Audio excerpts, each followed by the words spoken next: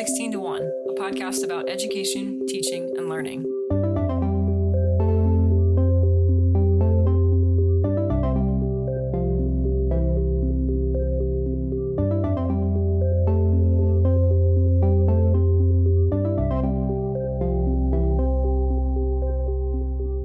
Hello. Hey. Hi. Hey. Hey. Hey. Hey. Hey. How you doing? We're here. That's it. We had a good weekend. We did. We're vaccinated. We are. I'm almost 2 weeks out. In 2 days, I'll be 2 weeks from it. Mm-hmm.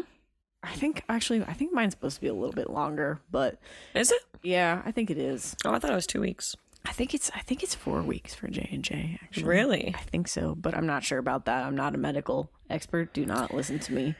Well. But yeah, anyway, we're doing some exercise now. We got a Peloton, so that's very exciting. Ow. Yeah, our butts hurt. Ow. The seat is not the most comfortable thing in the world. So I mean, it's like a real bike seat. They nailed it. It is a real bike seat for sure. They truly They are nailed not it. very comfortable. Real bike seats. That's actually thicker than my road bike's seat was. Wow. Yeah. Wow. So anyway, that's our exercise journey we've been on. 2 days. 2 days of exercising. It's quite a journey. It's a new life. Anything else?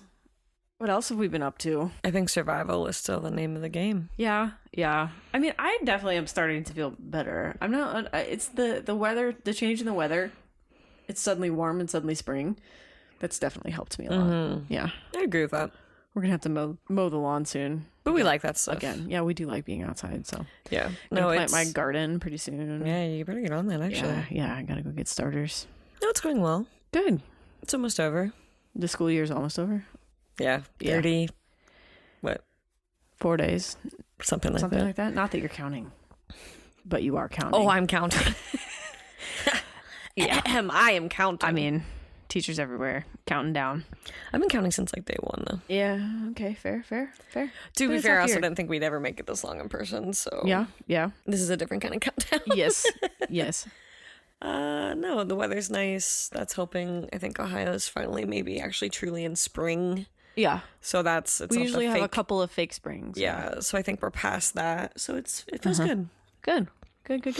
All right. Well, you want to get right into it? What do you want to? Yeah, I like this topic. What are we talking about this week? Libraries. Public libraries. Public libraries. Yeah. We could do a separate episode on school libraries and university libraries and how those are funded and work. Yeah, they work a little differently. But today we're just talking about the public ones. Public library Which systems. we both were pretty heavily raised in, it seems. Oh yeah, spent a lot of time in the library as a kid. So our goal this week, talk about their role in education as a place of learning and all of the other services that they provide for communities, which seems to be constantly growing, actually. The longer they exist, the more they do, it seems.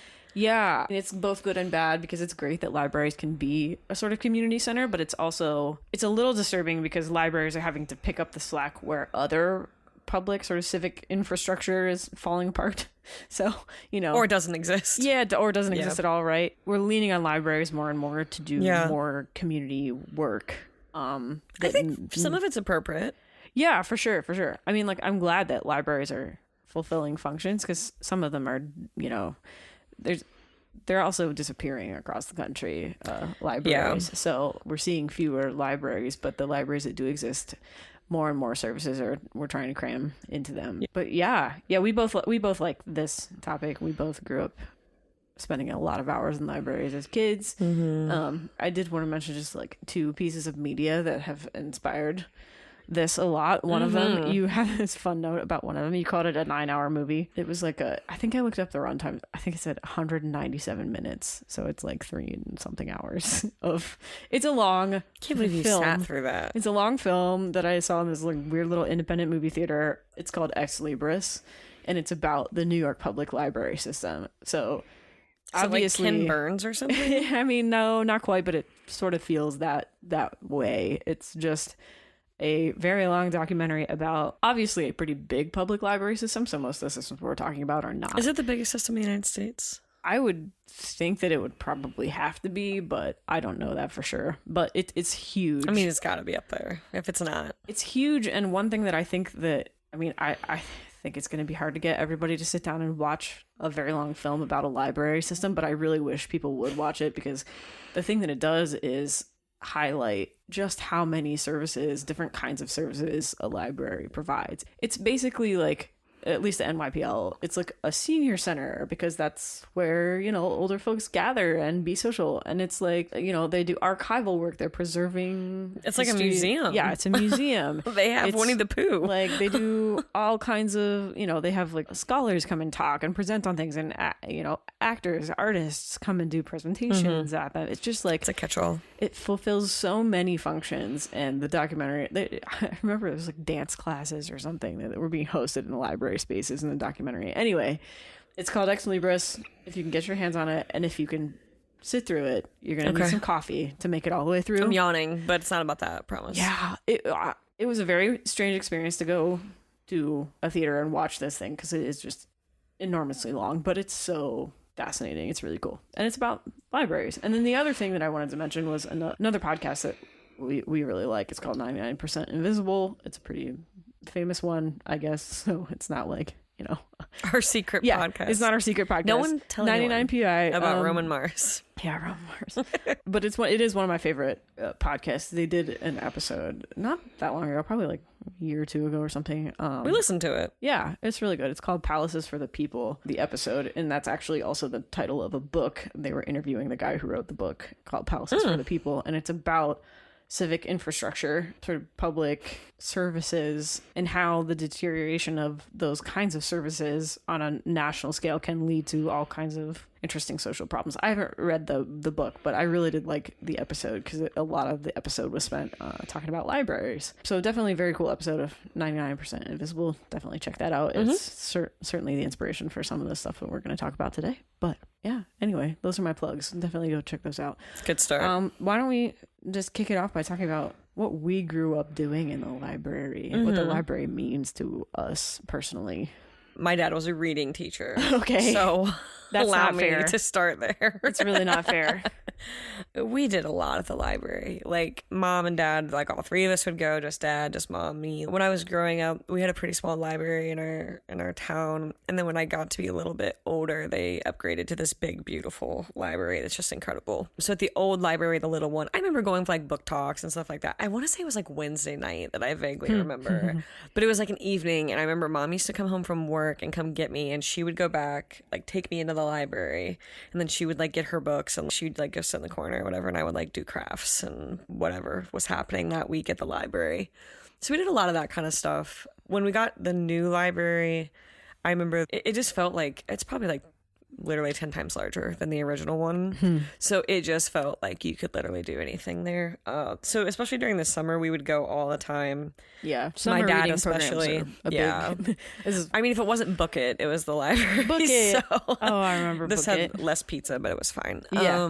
But in the summer, my dad and I would go a lot because he was a teacher, obviously. So my dad still is a very avid reader. So we went, I want to say it was like every other week. I think that's how long you would have probably checked out books, right? Every 2 weeks. So we would definitely go every 2 weeks. And it was definitely something that I went with him. When we went to the library, we went to the library. It wasn't like I could not go to the library, or it was non-debatable. You know what I mean? Like, we went and got books. And I would get some movies, but I really did get a lot of books. I always really liked getting like the Guinness books and things like that. I was very into that kind of reading when I was younger. Didn't grow up doing as much of those social things there, because I was probably in like 5th or 6th grade by the time that one opened. So I'd kind of gotten out of the age of like the arts and crafts and the reading circles and all that kind of stuff. But the little neighborhood my parents lived in always had the bookmobile come through, which was like the RV of books. I don't know if everywhere has a bookmobile. It's a little portable library. Is it weird? I don't know. Are these normal? It's basically, I don't know if I remember a bookmobile. A camper that has been redone to just have like a tiny home, but for books. But it's like the size of a bus. Sure. And it would park on one of our streets, and you could go check out things from it. So it was just like a mobile, literally, bookmobile. So my dad's favorite story is that one time I had dog poop on my leg and I didn't know it, and I walked all the way up and down the bookmobile covered in dog poop, got it on my leg, got it on the bookmobile. He told me we were never allowed back, but they did return the next week. He does tell that story. Yeah, I've heard him tell that story. But the other thing that I Stinking up loved the bookmobile. about the library, well, we had a few branches in our area, but there was another one that was near my doctor's office. So on sick days, if I could like, if I wasn't contagious, and if we were like waiting on a prescription, Mom would sometimes take me in just to grab a few things. No. Just so I could, whatever. Not every time I was sick, obviously, but there was one like just down the street. So we would run in and wait for my prescription and grab some books and then go get my stuff. So that was pretty much it growing up with it. I feel like we definitely got our money out of it. Your money. I definitely feel like it was, your free membership. Well, yeah, money but worth. I guess what I'm trying to say is like, I feel like we used it. Yeah. You know what I mean? Yeah, like yeah. it was definitely worth, and not like you pay for it, but you pay for it, but not that way. But we really utilized Your tax dollars worth. Yeah. And my dad still to this day like has read more books than anyone I know, and only owns maybe half of the books that I own because all he's ever done is go get books. And I don't know if he could afford to read at the level that he reads. Like I don't actually know if a retired teacher could afford to buy as many books as he has read. So for him, it's been great. Yeah, I have fond memories of the library. I think it'll probably always be one of my favorite things to like think back about, which is kind of a lame thing now that I'm saying it out loud. No. But you're the same way, so we're both equally I am lame. the same way. Yeah. So what about you? Well, so I had to check in with my mom about this because we spent a lot of time at the library as a kid, but I was like, because my memory of this time is not probably as strong. Was that one always on the street from your house? Yeah, it's just a couple So blocks nice. down the main street. I know, of so my much small closer town. though. We'd like either one have the bookmobile drive to us, or two. The bookmobile only came like once a month also. So that was the other problem. Sorry, go ahead. No, it's okay. Yeah, it was pretty close. So according to my mom, we always checked out 25 books every time we went there because it was like the max number of books you could check out. And apparently I was just like, all the books. Yeah. Just give me all of them.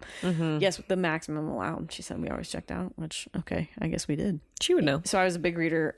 We also would check out VHS tapes at that library. Yeah, I did some That movies. was a big I remember deal. actually, sorry, I'm going to stop interrupting you about your library. Keep telling me No, about it's okay. it. No, when we got our new library, they had this insane music selection. Oh, and I remember music. people would be like, oh, we're going to rent.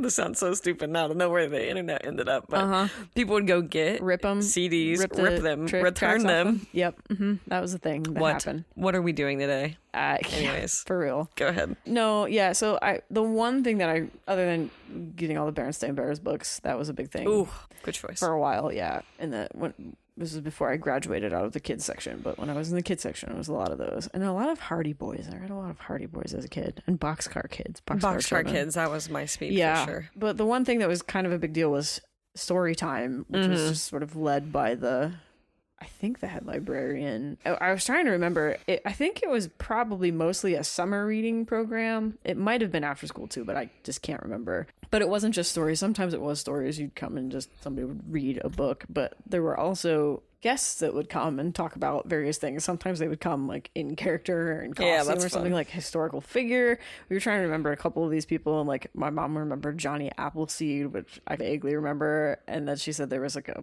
pirate once to come talk about That's cute. a pirate's life, and apparently that motivated me to dress up as a pirate for Halloween that year. And then I do remember one guy came talking about the Civil War, and he was giving out artifact like bullets that he had dug up out of the ground in the area. And I still have this Civil War bullet. It's just huge. You can buy those for a quarter on Battlefields. Wow. If you're curious. Well, there were a lot of them. So that, yes, it was. There are but a it's lot of big. them, yes. Like I still remember this. That's thing. really cool. It's like it's a huge thing that you Musket not want ball? to get hit by. It's not a musket ball, but it's like Does actually it have forks in it? no forks. Okay.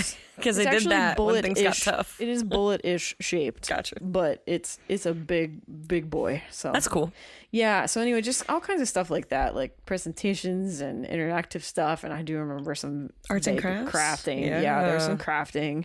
I remember getting on the computers in the library. See, I never did that. You couldn't really do anything fun on them in the library. So, I mean, I as a never kid, got you on just the want to play on them games, there. but we couldn't do that. But it was for, educational purposes. Oh, sure. I don't remember ever getting on them. Yeah. I remember where they were. Yeah. I remember when they started becoming more prominent in the library, like when they started upgrading their computer systems and stuff. That was kind of a big deal. So, Okay. So would you like to start with your favorite section of the podcast, which is the history of the thing that we're talking about? the history of the thing. Which seems like it should be my favorite section. It's always, But you have what I embraced do. in ways that I have not. I really have. Well, okay, so I'm going to talk about a book that I read that's going to have a big sort of outsized place in the history of public libraries in the U.S., so I'll mention that in a minute. But yeah, let's start at the very To beginning. Kill a Mockingbird. No, not To Kill a Mockingbird. I'm not To Kill a Mockingbird. No. No. So libraries have been around pretty much forever. You know, we have heard of libraries in ancient times. The Romans used to have scroll rooms attached to bathhouses where dudes could go in and take their bath and then just go peruse some text. Yeah, so all kinds of stuff. Libraries all throughout history. In my head, I thought it meant for them to read while they were on the bathroom. No, separate once they dried off. Yeah. Okay. They had to dry off first. Fine. But, libraries have always existed, but they haven't always existed in this format that we now know of as the public library. So we've had libraries all throughout history. A lot of times they're attached to, schools, universities, but not always. But the kind of evolution of the modern library starts with a precursor called a circulating library. And these were very big in Britain and America during the 18th and 19th centuries. And what these were basically they were businesses. So they weren't, their primary function was to make money. It's like publishers would put into circulation excess copies of their books for people who couldn't afford to buy them outright. They would rent books to people. So obviously kind of like a library, cool. But not funded in the same way that we're used to thinking of public libraries being funded. So, the intention is to profit from lending books to the public for a fee. These tended to be very fiction heavy. They were they were perceived as a provider of sort of sensational novels, and mostly to women. That was their target audience. They were, the latest, whatever beach read our moms might take along, that kind of stuff. Like, I don't know. At least my mom likes to read those kinds of novels on the beach. They kind of lighter, just fun. That's what I like on the beach, though, too. Yes, I agree with that. Same. But that was the kind of clientele that they targeted. So I'll just mention it kind of has some class-related implications to this. So we're not targeting a scholarly class. We're not targeting whatever. These are casual readers. Casual readers, and then casual readers who could not afford to buy the books outright. They would have been expensive. A little bit of an automatic stigma with just the target crowd of circulating libraries. So you can kind of see where it might follow. I know it's into going the to realm happen. of the public libraries. Mm-hmm. But so we've already got kind of class-related struggles tied up in early precursors to public libraries. So public libraries, as we know them, they're often, at least as they're being established, they're often started with big donations, sometimes gifts to parishes, churches, schools, sometimes towns. So we have a lot of these institutions around, and some of them are still around, even in academic and public library collections that still exist today. But probably up until about the middle of the 19th century, there really weren't public libraries in the sense we now know them. So publicly funded, taxpayer funded, freely accessible to everyone kinds of libraries. There was one before then in Britain. It was called the Chetham Library. It was in Manchester. It was fully and freely accessible to the public. In Germany, there's another one. Wow, I'm not going to be able to pronounce that one. The Duckle Library at Wolfenbüttel. Wolfenbüttel. Just sneeze. Yeah, it was open every weekday morning and afternoon, loan its books to the public. So by mid-19th century, England had 274 subscription libraries, and Scotland 266 subscription libraries. But the foundation of the modern public library system in Britain, which was kind of, we're going to see, we kind of exported, well, we imported it, they exported it. So the founding of the modern public library. Yeah, for real. Not quite, a little after that. But Sorry. No, the modern public library system in Britain, there's this act called the Public Libraries Act in 1850, and this gave local boroughs power to establish free public libraries. Yeah. So Socialist monsters. this is kind of where it started. And Always wanting handouts. I mean, free books. So the early libraries in the U.S., I think you mentioned this one, there's one founded maybe in 1731 by Ben Franklin. The history of the U.S. ones is messy. Everyone says it was theirs The first one. There's a lot of them were religious based, because also then Benjamin Franklin got involved, and then so I read it and it was we sort of accept three different answers. Oh, interesting. Well, there's this one, the Library Company of Philadelphia. That was one of them. 1731. Yep. That one's the one that tied to Ben Franklin. Subscription library supported by members, so kind of collective-owned type of. Maybe he got the idea there. from somewhere. Could be. The first modern public library in the world, supported by taxes, was the Peterborough Town Library in Peterborough, New Hampshire, and that was established in 1833. Wow. So this was a small public library, and then the first really big one supported by taxes in the U.S. is the Boston Public Library. And it was established in 1848, didn't open though until 1854. That's where I had a hard time with it. Was like, that's 100 years. It's a big gap between. There's something there that we are missing. There are probably plenty of other libraries in between, but it's just none necessarily with this public funding model, I would assume. Okay. That's fair. Yeah, maybe. So then we get to one of my favorite parts of this whole story, and that is... This whole episode was built for you. It really was. Andrew Carnegie. He's a Scottish-born American. You probably know him as the ruthless capitalist who founded the Carnegie Steel Company. Very involved in trains and steel. Wait, this is really a full circle. Yeah. This was the book you read on the beach. Yes. For fun. Yes. I read a book. All I got to hear about the whole week at the beach was, hey, guess what Andrew Carnegie did? We were at the beach and I kept talking about Andrew Carnegie. I was in the middle of, I think, actually a John Green book. And I was like, do you mind? I'm really not interested in the Andrew Carnegie right now. Yeah. But it's both of our types very clearly. Yeah. So just to back up a little bit, the book you're talking about is called Meet You in Hell. And that's the book that I wanted to plug. It's about Carnegie and Frick and their rivalry. But there's a lot of information in there about Carnegie generally, and then kind of some of his later life philanthropy, although whether or not he was truly a lover of humankind is, I think, a bit of a question, because I mean, he's a very problematic historical figure, but he does do this thing where and again, he's from Scotland, and there's a lot of this going on in Scotland and Britain at the time, with libraries, I mean. So he makes all his money in steel and railroads and such. Understatement of the year. Yeah, he makes a crap load of money. All of the money. He makes all of the dollars were in the at world. once in his pocket. He has a lot of money. And then, so late in life, he's like, what do I do with all of this other than just keep funding my very public rivalry with Frick? He's like, you know what I think I'll do is I'll pour some of this money into founding libraries. So I respect it. It's amazing Was how this in the much book? Oh yeah. I can't remember how much detail they go into, Gotcha. but they definitely do talk about some of his philanthropy and stuff in the book. The book is a lot more about his whole life story and his rivalry with Frick, and there's a lot of that. It doesn't focus on his philanthropic stuff, but there is some information about it. But it's hard to understate how much of an outsized impact he has on the public library system in this country. His money builds a total of 1,689 libraries. 1,689 Carnegie libraries were built in the United States between 1883 and 1929. Some of them belong to universities. By 1930, half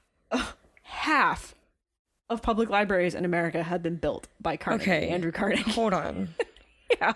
We weren't even dealing with all 50 states at that point. No. Mm-hmm. So we're talking, he built... Half of the public libraries that exist in the country were built I'm having a really hard time by with Carnegie this. at that time. Okay.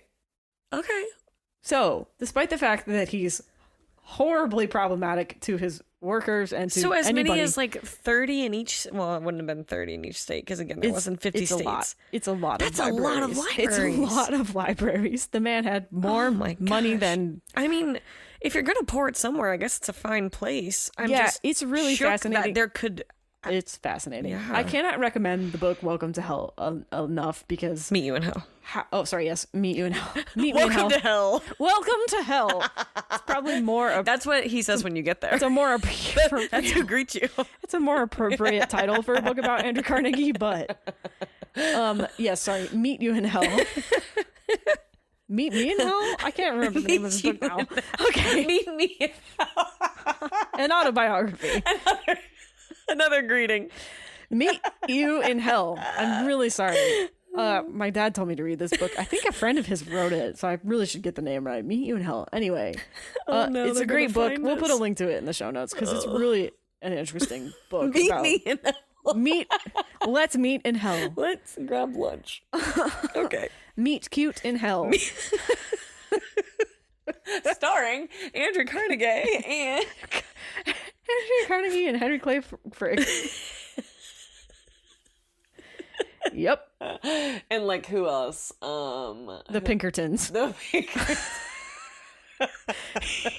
Union Busters. There we go. Okay. Anyway, back on track. We should probably just throw in a few mob bosses, and it's a whole show. Yes, for real. Okay, so anyway. There's a cameo by Elvis. I'm here for it. Carnegie and Frick, very interesting story.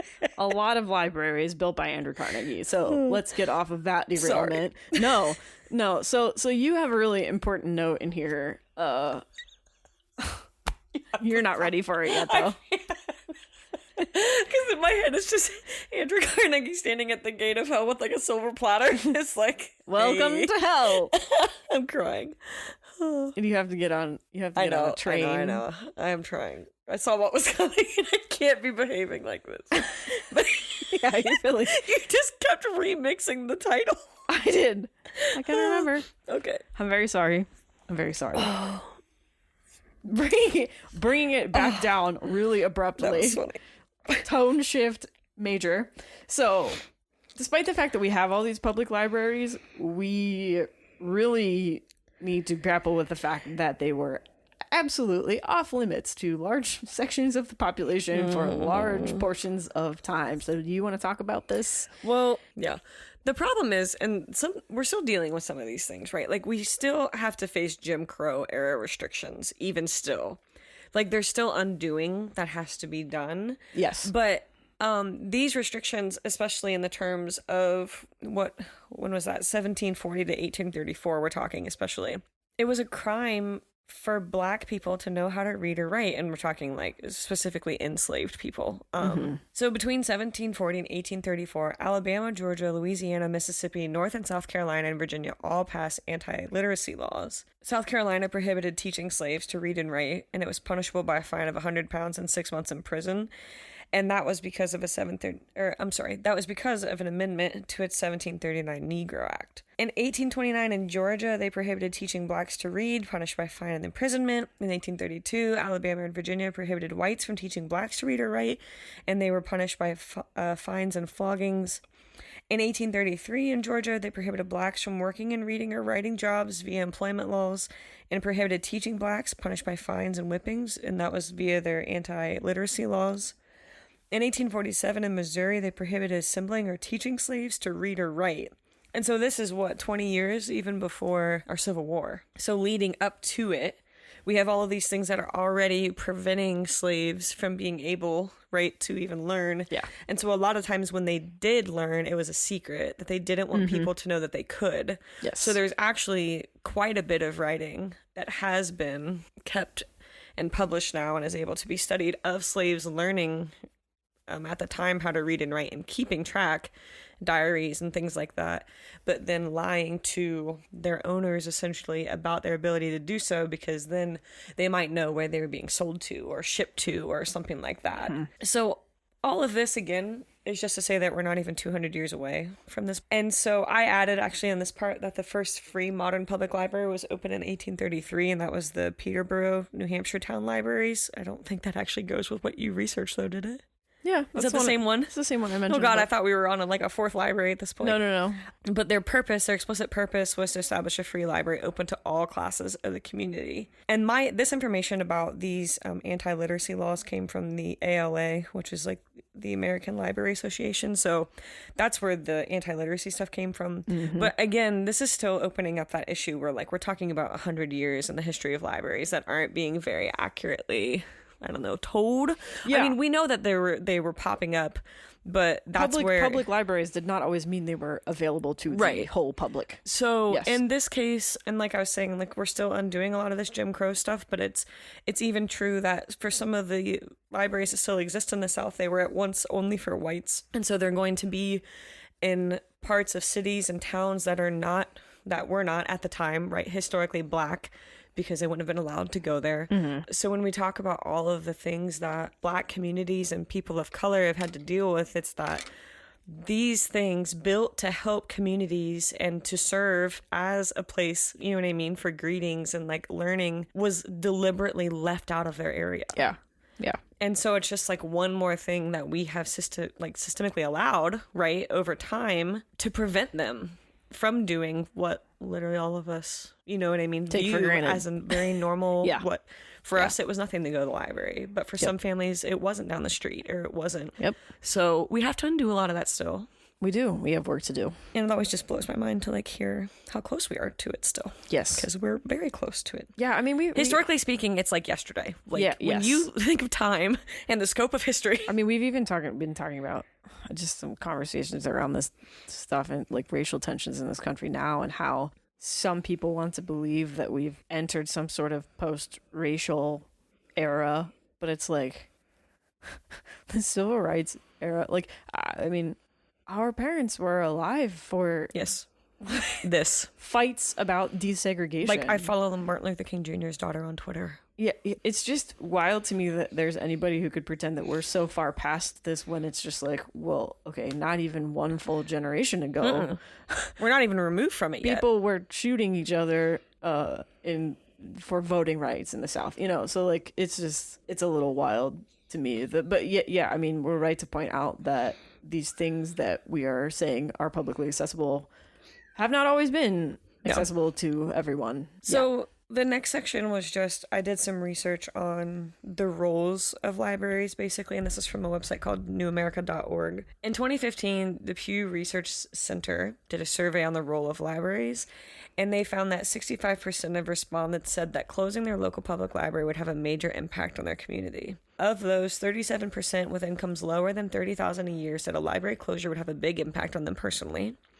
And according to that study, lower income Black and Hispanic Americans were more likely to say that closing their local public library would have a major impact on them or their family. Mm-hmm. And so a lot of this data is so important because of the internet access that libraries provide for communities. Mm-hmm. And I think you and I both on the same page. We believe that internet is a right at this point. Like, it's something that is expected to function in society. And so, yeah, I think it should be. I don't think it is, but I think access to the internet should be, right? I was trying to say that it should be, because yes. But in the cases of communities like this, like when connectivity is what is required of literally everything, these libraries are a place where that's what happens. You know what I mean? Yeah. Like, that's one of the most important things. And it's one of the things that we saw happen this time last year when we were forced to go remote. And especially because we're in a pretty rural Appalachian part of Ohio that many of our kids don't have reliable, you know, steady, like whatever, internet service. Yeah, we talked about this I think in our teaching during the pandemic episode, but the refocusing on libraries and schools as providers of internet access. It's even kind of interesting that you mentioned this, because a lot of times in the public consciousness, I mean, I think this is probably very true of our extremely online generation. Probably a lot of our peers don't think of libraries as being incredibly important places. They're like, oh, I went to that place when I was a kid. I checked out my kid books, and now I've moved on, and I never look at a library again because Amazon exists. So it's like, what's the point? But libraries always have been, you know, they still are important community centers. So you're talking about internet access, which is a big deal. If a person doesn't have home internet access, maybe doesn't have a cell phone, and you know, a large portion of the population still does not have especially high-speed internet, but internet at all sometimes, libraries can be the place where people go to do job applications or to receive job training or to fulfill other requirements. Just like you're saying, everything happens online. Sometimes the library, it's not just this storage unit for books, you know? People think of libraries as just big boxes in which we store paper copies of books. But they are really so much more, and they provide so many different services to the community. Stuff that I was talking about before, story time, you know, summer reading programs for kids, just other kind of like community events and informational like lectures and activities, places for older people in communities to gather for, you know, to combat social isolation, and just all kinds of stuff happens in and around and because of libraries. And I think we have taken them for granted, and I think libraries are probably having a little bit of a crisis of identity these days, because a lot of them are divesting themselves of their physical copies of books, because we can do things like, I do this all the time, I check out digital copies of books for my e-reader from the local public library. So there's a big shift to digitizing texts and historical documents and books. So libraries are doing that work too. You know, they're doing archival work. So all this kind of stuff happens in libraries. I was talking to my dad. He's a member of the local library system, the board of the library system where he works. So he kind of is dealing with a lot of these problems all the time. It's just, he looks at libraries as this place where anybody, you know, regardless of anything, you know, class, race, creed, whatever you want to call it, everybody can come to the library and learn. It's a super important resource. And I think that I think it's very underappreciated as an institution, because it's not a hot topic. You know, people are not just out there talking about the libraries until they feel like they might disappear. And that's when, you know, then and only then do people pay attention to their local public libraries right now, unfortunately. So anyway, yeah, you have some notes here. You mentioned your mom has some interesting perspectives on libraries as a social worker. It's kind of building on what your dad was saying, like as a place that communities need, as a place of constant learning. And so my mom, as a social worker, was working with people who were without jobs and things like that, or maybe they were trying to move back into society if they had been, you know what I mean, like all kinds of reasons that people need to be. I guess what I'm trying to say is that some of the people my mom was working with were maybe returning home from prison, like that kind of stuff. So we're looking at people who are maybe not as current with what's happening in the world to know these are the things I have to do and how to do them. Yeah. And so the system is horribly flawed and broken, and this episode isn't about that, but what comes with it is the fact that, and I was actually just talking to my students today about this, because I don't think we realize how much this has changed. When you and I were looking for jobs when we were teenagers, so 15, whatever, 18 years ago, however long, you used to go into the place, ask for the paper, take it home. Can I have an application, please? You would do it maybe on the spot. You'd go in probably in something like mostly appropriate to wear just in case, like whatever. That's not the thing anymore. Like, you don't apply for jobs that way. You get screened out by a robot before you even walk through the door. So now, to get a job, right, you have to have internet.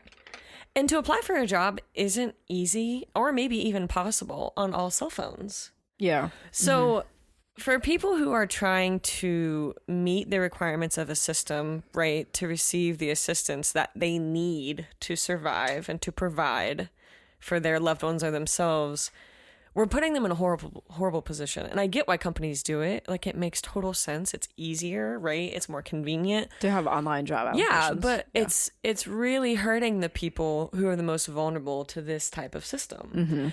And so my mom used to talk about how, you know, people a lot of times will make a comment about someone who might be on welfare, and they'll be like, oh, well, they have a brand new iPhone. And it's like, okay, well, you do know that literally everything is on there, and it's cheaper to have, in most cases, a phone than it is a laptop or an iPad, or like to have, like, if you can pay for the service to have your phone working, you don't have to pay for Wi-Fi at home. Right. Like, I think some people are so stuck in the belief that, like, oh, well, they don't need food stamps because they've got a brand new iPhone. And it's like, no, maybe that's all that they can get, because they can't qualify for other things because they can't get it. Like, so it's cyclical. And like, it is. These are the flaws of the system. And so this is where the library becomes so important. Yeah. One of the things my mom was doing is she was, like, in her last few years, she was working with people trying to get them job ready, like helping to get clothes for them to wear. Or we got clothing. You got to set up bank accounts. That happens online. You got to, like, secure, you know, right. So part of connections to part your of what they home were doing online. was teaching them, like, this is how you use a computer to make a resume. Right. This is what your resume should include.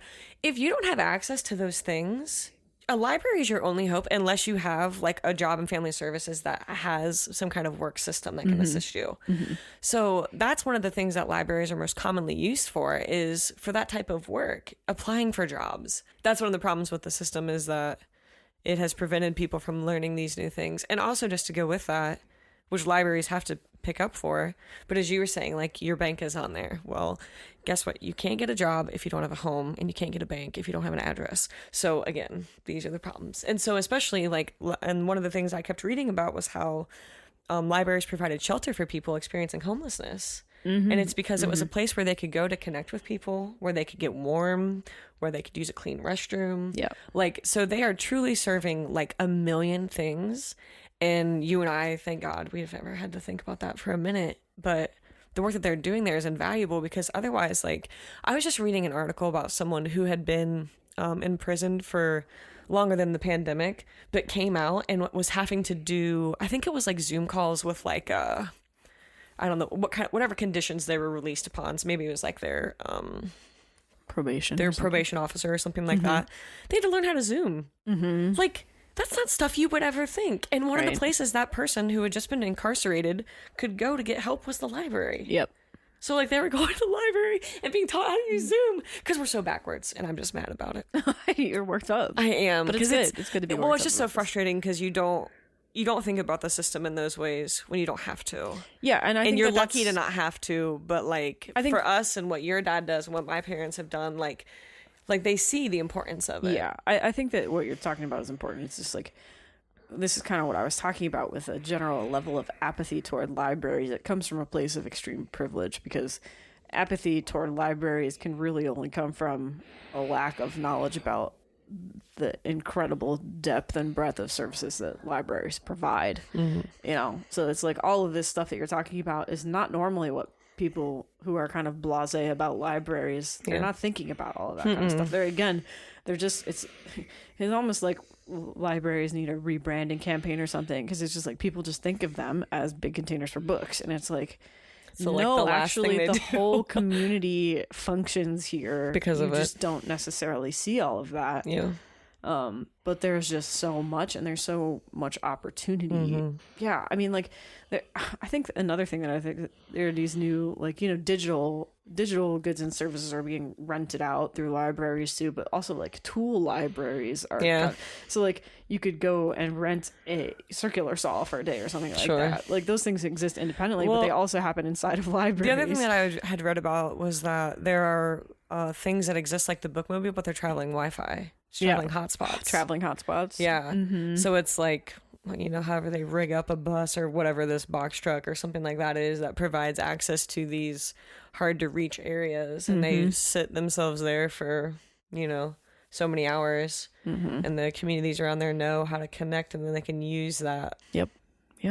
Cool. Why am I emotional about libraries right now?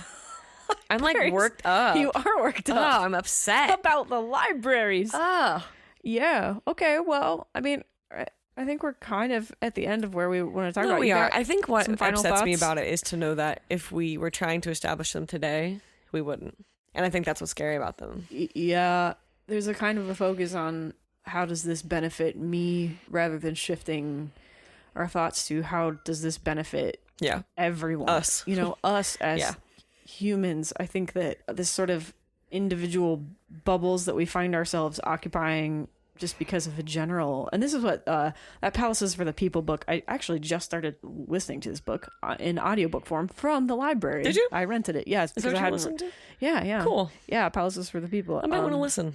Yeah, I was talking about how a general decline in investment in social infrastructure, civic infrastructure, is hurting us in all of these interesting ways. But one thing it's causing more isolation. Like, we go in our living rooms in the evening and we sit and we each look at our own little individual screens, and we have a bigger screen playing in the background, and that solipsism leads to a de-emphasis and a disinvestment in public works and public social infrastructure. So I think that it's going to kind of be interesting to see what effect the pandemic has on this sort of thing, because maybe people are going to jump back into wanting to be social again. Yeah, for real. Libraries are infrastructure. Yeah, social infrastructure. Yeah, I mean, it's not just infrastructure, not just like roads, but like infrastructure specifically designed to be a social lubricant. So it's like, you know, libraries, community centers, like even stuff like pools, like stuff that makes people get together. It's going to be interesting to see, at least for me, whether the pandemic has any effect on investment in that kind of thing. I'm a little doubtful, but I hope. Everything I'd read about libraries made it seem as though they had more interactions and things like that because of the pandemic. Interesting. No, I can't say that. I mean, some of these small towns could probably not suggest that, but some of the bigger city ones I was reading about was talking about their efforts to push more online to be more accessible to. Yeah. Interesting. But I know some libraries were doing a thing where you could call and tell them what books you wanted, and they would like set it aside and get your card number and like set it out for you. So you didn't have to go in and peruse, and like it was a little bit cleaner. Just and trying to make it easier that kind of and thing. more accessible. Interesting. So good for the libraries for always trying. Yeah, I think it's a little bit hard because library science. I should have gone into that. Well, I wish I would have gotten a master's in that. I mean, maybe you should just go back and get it's a not master's too late. now. I would love to go work in a library. Yeah. I would love it so much. I had a couple friends do that, and they have the coolest jobs. Yeah. One of my friends gets to plan the route for the bookmobile. What? Are you kidding me? You definitely want How that much job. fun is that? You want to go steal that person's job. I don't you? do. That is so cool. I mean, I think that there's a lot of room for more innovation. I was talking to my dad about this when I was asking him about this library stuff, but I think that there's maybe a little bit of a lack of interest and investment from business in library systems. Right now, just like all this stuff, like checking out digital titles and stuff like that, that all happens on the back of publishing companies because they make money licensing books to libraries. So it's just like everything is in the hands of a few monopolies basically, and I kind of hope that there are more opportunities that develop for like small businesses to become involved in library science. You're even talking about like how data science could help libraries inform which titles they keep more of in their collection or whatever, like that kind of stuff. I don't think there's a lot of that. I mean, there is some of that going on obviously, but I think that there's room to disrupt those kinds of systems and stuff, and I hope that there's just like in general more interest and investment in these kinds of ideas, and again in these public spaces and public systems. I think that libraries make people better. Reading makes people better. Like social activity at libraries makes people better, and I think we'll feel better as communities to the extent that we invest in these kinds of social programs. So yeah, that's my final wrap up thought. I'm with you. I guess just what I would urge an employee to do is to use them. Yeah. Like you're much better at effectively using it because of your e-reader than I am, because we haven't obviously been in person to a library for a very long time. But I feel like we did make good use of down the street from us. Yeah. The library. Yeah, the one in here is I always think of the big one just for some reason, but yes, you're right. We are right down the street from one as well. From a branch. And the other thing you can do is like, my dad loves to go do this, obviously, but anytime they have like those really cheap book sales, go do that. Oh yeah, they're like you can fill a bag for like $5 or whatever, and like those things just help get new books on the shelves, old copies, things like of that. things. It's an easy way to like support them, and like worst case, you find somewhere to go donate those books. You know what I mean? Like we can keep cycling, and we should keep moving books through communities. Yeah. So, I mean, if you could just find a way to make sure that, you're supporting them, then they know that they're worth it. And they are. Yeah. Last episode's question. Oh, fill in the blank. Are you ready? I'm ready. Do you want to do that one? Well, why don't you do it? Because I think I wrote this one out. So why don't you read this one? Last episodes? Yeah. Okay. Congress approved the creation of a U.S. Department of Education as its own cabinet-level agency in 1979. When President Jimmy Carter made his selection for the nation's first Secretary of Education, he picked this woman, at the time a serving federal appeals court judge and former California Court of Appeals judge, who did not have a background in education policy. So interesting. Yay. We keep doing that. Her name's not Betsy. Her time as secretary was short. Oh.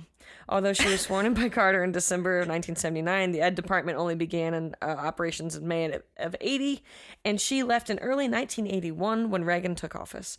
What was her name? Shirley M. Huffstedler. Huffstedler. Oh, Shirley, I'm sure you were a fine woman. Surely you were fine, Shirley. Surely you were just fine. Why did you have no background in education, Why Shirley? Why did you have to come from a court of appeals? Okay. Federal appeals court and a court of... Okay, sorry, I'm still working through Shirley. Yeah, she was... This week's question, episode's question. Yeah, this episode's question. Yeah, okay. Moving on. Did you give it a read through? Because I was trying to throw it together. I'm not sure I wrote it properly. I'll figure it out. Good luck. Here we go. The Library of Alexandria became an intellectual jewel of the ancient world. Including a typo. I knew it meant to say world. I'm sorry. Oh, this was called I Was Running. All right. The Library of Alexandria became an intellectual jewel of the ancient work of the ancient world, including at its peak. How many manuscript scrolls? I was going so fast. Is this 500,000 or 50,000? It's 500,000. Okay. Papyrus. Including a whole bunch of papyrus scrolls. Papyrus. Papyrus. Your favorite font. Papyrus. Yeah, papyrus. My favorite font. No one's going to get this okay, question let's right. try it again. Okay. So, you know, I've been taught to write questions. It should be much better than this. This episode's question. I have a degree in writing questions. I have 2 degrees in writing questions, and I can't do it. Let's try this again. The Library of Alexandria became... Meet me in hell. Meet you and me and everyone in hell. Okay. Meet us in hell. I'm done now. Say hi to hell. Okay. Hell is real. Hell is real. The Columbus, Cincinnati. Carnegie and Frick's rivalry. Hell is real. But only if you take 71 south to Cincinnati. Yep. Okay. Let's try this again. I think the Peloton is getting to our brain. I think we're having a meltdown. Okay. This episode's question. The Library of Alexandria became an intellectual jewel of the ancient world, including at its peak 500,000 papyrus scrolls containing works of literature and texts on history, law, mathematics, and science. This library and the research opportunities it provided attracted scholars from around the Mediterranean, some of whom included Euclid and Archimedes, who even lived on site. Euclid, very cool. Check him out. Unfortunately, in 48 BC, a very famous Roman general and statesman might have set fire to the harbor during a battle against the Egyptian ruler Ptolemy the 13th. Yes. Ruining that's important. This library. Who was that famous rampaging Roman? That was post Cleopatra. All right. We can't put that in there because that's going to be too much of a giveaway. If they are listening this long, they get the nugget. Okay. Okay. Also, the history is a little conflicting on that. They basically blame it on him. But I think at that point, he was just everyone's scapegoat. So Okay. Fair. All right. What'd you learn this week? Oh, I learned it's a little bit sad, so I probably should go first. Yeah, I don't you want to really end on a did sad learn note. too. I learned that Howard University has decided to dissolve its classics department. They fired everyone who wasn't tenured and just decided to just get rid of the classics department. It's basically the last HBCU, historically Black college university, with a dedicated classics department. And this is happening to a lot of colleges across the country. There's just a de-emphasis on humanities learning and a over focus on STEM learning, which, don't get me wrong, is important, but yeah, we're overdoing it. We're essentially creating a bunch of automatons who can't think for themselves when we're eliminating humanities programs. So Howard University, it's getting rid of its classics department. There's a petition going around to save it, and if y'all are interested in this podcast and generally in education, it might be worthwhile to go give this petition a sign. You don't have to be a member of the Howard University community in order to sign it. You can just sign it as a supporter to try to save the Howard University Classics Department. So that's what I learned about. Good. So go do a little research. It's important. Learn about how important classics is, especially to Black communities. There's a really rich history of classics within Black communities in this country, and it's just kind of too bad that Howard has decided that it's not important anymore. So yeah, anyway, that's what I learned. What did you learn? I feel like I need something happy. Well, you do have something happy here. Yeah. Cool things I learned this week. Something I learned this week. I bought myself the new John Green book. Pre-ordered it. And it's going to be signed. Oh, that's cool. I don't have any signed John Green books, so I'm very excited for this. What's it called? Anthropocene something? Anthropocene? Anthropocene? I don't know how to say it. Okay. I was hoping you wouldn't follow up with that. I'm for sorry. This reason. Quite all right. Well, anyway, John Green's got a new book. It is called Anthropocene Reviewed. Is that how you say that word? Anthropocene? Anthropocene. Anthropocene The Reviewed. Anthropocene Reviewed. Yeah. Okay. I ordered it. You can still do the pre-order if you are a John Green fan like I am. We actually just talked about John Green a couple episodes. We did. We like John Green. I go big John Green fan here. And Hank Green also. But I pre-ordered the new book. It is going to be my beach book. That was very cool. My purpose. I'm gonna have to find something else about yes voracious American capitalists. Yes, to read on the beach. Can't wait. So I ordered that book. I'm really excited about it. I will read anything that John Green writes, obviously. And I think that's it. That's just kind of a feel-good thing. I'm excited to get back into a place of wanting to read for fun. Yeah. Because during the school year, I have a very hard time reading for fun. It is not an interest of mine. And I think it's because I read all day with the kids and I get headaches like when I read all day and then come home and, It's a lot of reading. It is. So I don't, like your mom was asking me a while back, like, oh, what do you like to read? And I'm like, literally nothing, because all I do is read. Yeah. And it's like, well, yeah, if you could discount reading Of Mice and Men 300 times, then that would be it, because that's all I read. I do a lot of reading. So I'm excited to get in the summer and read for fun again. Good. And that's just something I'm looking forward to. So I'm going to go with that this week. Great. Anything else? No, I mean, I think that's about it. Looking forward to the end of your school year. Yeah. Looking forward to doing some more exercise, getting outside, planting a garden. So things are looking up. Black lives still matter. They do. Anything else? No, I've just been thinking about that. It's weighing heavily on the world, and it's worth repeating forever. So Yep. Indeed. All right. See you next time. We'll see you next time. Thanks for listening.